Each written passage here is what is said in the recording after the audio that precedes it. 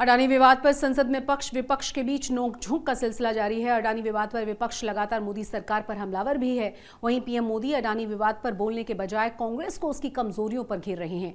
अडानी विवाद पर राहुल गांधी का कांग्रेस अध्यक्ष मल्लिकार्जुन खड़गे के बयानों को भी संसद की कार्रवाई से हटा दिया गया है। देश देख रहा है एक अकेला कितनों को भारी पड़ रहा है। संसद से पीएम मोदी ने विपक्ष पर जमकर हमला किया, कांग्रेस वालों को खूब घेरा, सालों तक सत्ता में काबिज रही देश की सबसे पुरानी पार्टी को खूब आईना दिखाया। अब कांग्रेस को प्रधानमंत्री के भाषण में अहंकार की झलक मिल रही है। कईयों प्रश्नों का उन्होंने जवाब नहीं दिया, सिर्फ जनरल भाषण दिए और उन्होंने कहा कि वो एक ही इंसान इस देश को बचा सकता है, मैं सबको भारी पड़ रहा हूँ। ये अहंकार की बात उन्होंने की ताकि हमारे सवालों का जवाब उन्होंने नहीं दिया। कांग्रेस इस बात से आग बबूला है कि पार्टी के अध्यक्ष और राहुल गांधी के भाषण के बड़े हिस्से को सदन की कार्यवाही से क्यों हटाया गया। कांग्रेस का आरोप है कि विपक्ष की आवाज दबाने की कोशिश की जा रही है। अपना चुनावी भाषण के जैसा छाती ठोक ठोक कर उन्होंने अपना भाषण दिया। ठीक है, हर एक को फ्रीडम ऑफ स्पीच है और अपने तहत बात करते हैं, लेकिन वैसी आजादी हमको पार्लियामेंट में कानून के तहत, संविधान के तहत और रूल्स ऑफ प्रोसीजर्स के तहत मिलना चाहिए। चाहे खड़गे जी का हो, चाहे हमारे यहाँ पे अधीर रंजन चौधरी साहब जी का नोटिस हो, ये स्पीकर और चेयरमैन राज्यसभा नियम बने हुए हैं। कौन ऐसा संसदीय बोला, कौन ऐसे व्यक्ति पर बोला जो आउटसाइडर है और हमसे पहले परमिशन नहीं ली। राहुल गांधी ने लोकसभा में अडानी मामले को लेकर सरकार को जमकर घेरा था। राज्यसभा में मल्लिकार्जुन खड़गे ने भी ढेरों आरोप लगाए थे। बाद में प्रधानमंत्री मोदी ने बिना नाम लिए विपक्ष पर जोरदार पलटवार किया। टीचर उसके पास था, मेरे पास गुलाल, जो भी जिसके पास था उसने दिया उछाल। लेकिन राहुल गांधी और कांग्रेस बार बार यही कह रही है कि प्रधानमंत्री ने जवाब नहीं दिया। इंक्वायरी की बात नहीं हुई। अगर मित्र नहीं है तो ये कहते ठीक है मैं इंक्वायरी करा देता हूं। इंक्वायरी की बात नहीं हुई। डिफेंस इंडस्ट्री है, वहां पे शेल कंपनीज हैं, बेनामी पैसा घूम रहा है, उसके बारे में प्रधानमंत्री ने कुछ नहीं कहा। तो मतलब क्लियर है कि प्रधानमंत्री उनकी रक्षा कर रहे हैं, उनको प्रोटेक्ट कर रहे हैं। उधर अडानी मसले को लेकर कांग्रेस ने सड़कों पर भी मोर्चा खोल रखा है, लेकिन सवाल ये कि सिर्फ आरोपों के भरोसे सियासत कब तक चमकाई जा सकती है। आज तक ब्यूरो। अमेरिकी रिसर्च फर्म हिंडनबर्ग को करारा जवाब देने के लिए अब अडानी ग्रुप ने कानूनी लड़ाई की तैयारियां शुरू कर दी हैं। अडानी ग्रुप ने इसके लिए एक बड़ी और महंगी अमेरिकी लॉ फर्म को हायर किया है। मीडिया रिपोर्ट्स के मुताबिक हिंडनबर्ग से कानूनी लड़ाई लड़ने के लिए अडानी ग्रुप ने लीगल फर्म वॉचटेल को चुना है। हिंडनबर्ग की रिपोर्ट के बाद अडानी ग्रुप को लेकर निवेशकों पर पड़े विपरीत प्रभाव को खत्म करने के लिए यह बड़ा कदम उठाया गया है।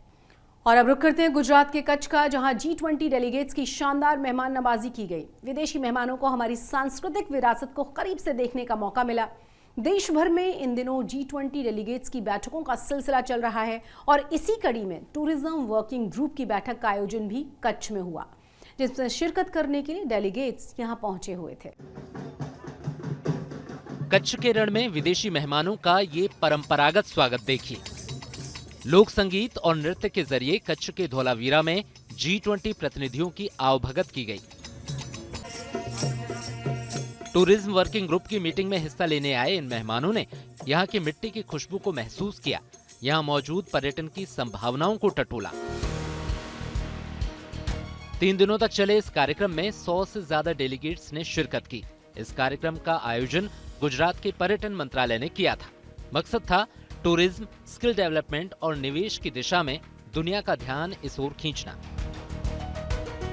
इसी लक्ष्य के तहत यहाँ मेहमानों को कच्छ के सफेद रेगिस्तान की भव्य सांस्कृतिक और प्राकृतिक विरासत के दर्शन कराए गए। इस दौरान हड़प्पा सभ्यता के केंद्र और यूनेस्को की विश्व धरोहर सूची में शामिल धौलावीरा को करीब से निहार कर ये विदेशी मेहमान बेहद खुश नजर आए और इस अनुभूति का इन्होंने खुलकर इजहार भी किया। Bureau report. सीबीआई ने आय से अधिक संपत्ति के मामले में असिस्टेंट कमिश्नर महेश चौधरी और उनकी पत्नी के खिलाफ मामला दर्ज किया है। आरोपी महेश चौधरी सहायक आयुक्त CGST गांधीधाम की कुर्सी संभाल रहे हैं। आरोप अब यह है कि महेश चौधरी ने 2017 से 2021 के दौरान अपने और परिवार के सदस्यों के नाम पर भारी मात्रा में नकदी, बैंक बैलेंस, चल और अचल संपत्तियों के रूप में आय से ज्यादा संपत्ति को अर्जित किया था, जो कि लगभग 3,71,12,499 रुपए रही। बुधवार को गुजरात और राजस्थान में आरोपी के विभिन्न ठिकानों पर तलाशी की जा रही है। लगभग 42 लाख रुपए, विदेशी मुद्राएं, आभूषण, कीमती घड़ियां और संपत्ति से जुड़े हुए दस्तावेज मिले हैं। महाराष्ट्र को आज 2 वंदे भारत ट्रेन की सौगात मिली है। ये ट्रेनें मुंबई से सोलापुर और मुंबई से शिरडी के बीच दौड़ेंगी। पीएम मोदी ने मुंबई में इन दोनों ही ट्रेनों को हरी झंडी दिखाई है। शिरडी में हर साल आने जाने वाले करोड़ों भक्तों को वंदे भारत ट्रेन के जरिए सहूलियत होगी, क्योंकि उन्हें रफ्तार और सुविधा दोनों एक साथ मिलेंगी।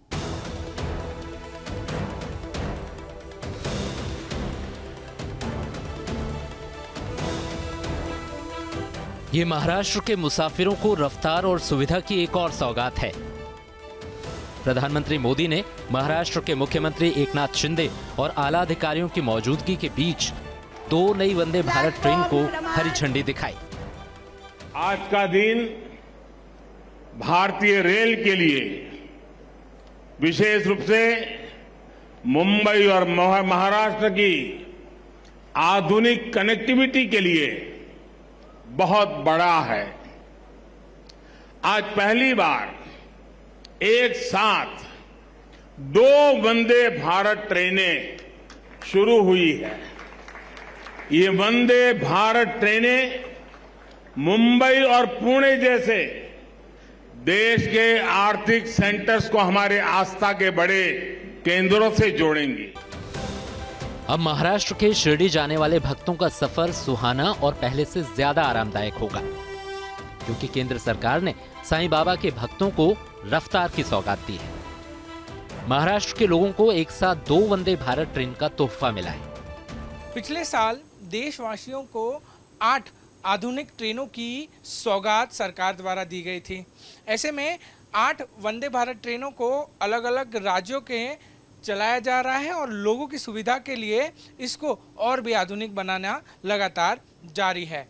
अब वंदे भारत ट्रेनों को महाराष्ट्र में चलाने के लिए सारे प्रबंध कर लिए गए हैं।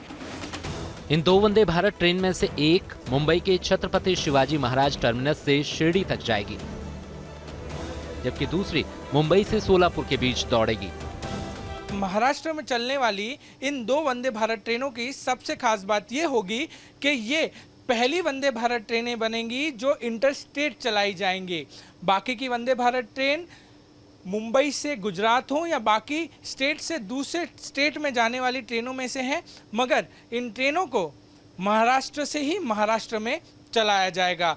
2 ट्रेनें जो हैं वो उपलब्ध कराई गई हैं महाराष्ट्र के लोगों को। एक CSTM छत्रपति शिवाजी महाराज टर्मिनल से सोलापुर तक जाएगी और दूसरी छत्रपति शिवाजी महाराज टर्मिनल से शिरडी तक जाएगी। पहली वंदे भारत ट्रेन मुंबई से शिरडी जाएगी, जो 340 किलोमीटर का सफर 5 घंटे 25 मिनट में तय करेगी, जबकि मुंबई से सोलापुर 400 किलोमीटर का रास्ता करीब 6 घंटे 35 मिनट में तय होगा। देश में अब तक 8 वंदे भारत एक्सप्रेस ट्रेनें अलग अलग रूट पर चल रही हैं। अब महाराष्ट्र को 2 वंदे भारत का तोहफा मिलने के बाद ये गिनती 10 तक पहुंच गई है। सरकार की कोशिश है कि वंदे भारत ट्रेनों का दायरा लगातार बढ़ाया जाए, जिससे कि सुविधा और रफ्तार वाले सफर का आनंद ज्यादा से ज्यादा ट्रेन मुसाफिरों को मिल सके। पारस दामा, मुंबई। इलाहाबाद हाईकोर्ट के मुख्य न्यायाधीश राजेश बिंदल और गुजरात हाईकोर्ट के मुख्य न्यायाधीश अरविंद कुमार को सुप्रीम कोर्ट के न्यायाधीश के रूप में नियुक्त किया गया। ये जानकारी केंद्रीय कानून मंत्री किरण रिजिजू ने दी है। बता दें कि सुप्रीम कोर्ट के मुख्य न्यायाधीश DY चंद्रचूड़ भी इलाहाबाद हाईकोर्ट में चीफ जस्टिस रह चुके हैं।